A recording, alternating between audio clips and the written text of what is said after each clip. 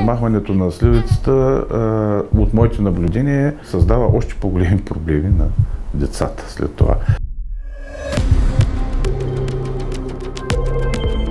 Аденоидните вегетации са доста тежко състояние в детска възраст. Те нарушават дренажа на целите горни дихателни пътища, намаляват слуха, намаляват апетита на детето, увеличават заболеваемостта и децата линеят. Те отслабват, висва долната челюст и справянето с този проблем не е никак лесно. Провеждат се консултации с уши-нос-гърло специалисти, 2-3 микробиологични изследвания. Ако има бактериална инфекция, се лекува с антибиотик и се комбинира с тонзилотрин цинапсин и с други физиопроцедури, физиотерапия и вече, когато се изчерпят всички възможности, тогава пристъпваме към оперативна интервенция.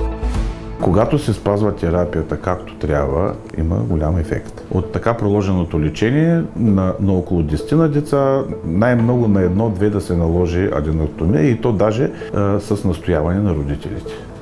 Има една пределна възраст 5-6 години. Когато тази възраст се прехвърли 5-6 години, сливицата започва обратно развитие и ако тогава се лекува консервативно както трябва с хомеопатия, няма да има проблем.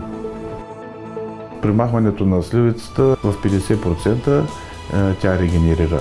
Тя е такъв орган, че израства и той израства в не такава форма, каквато е била и е неправилна и създава още по-големи проблеми на децата след това.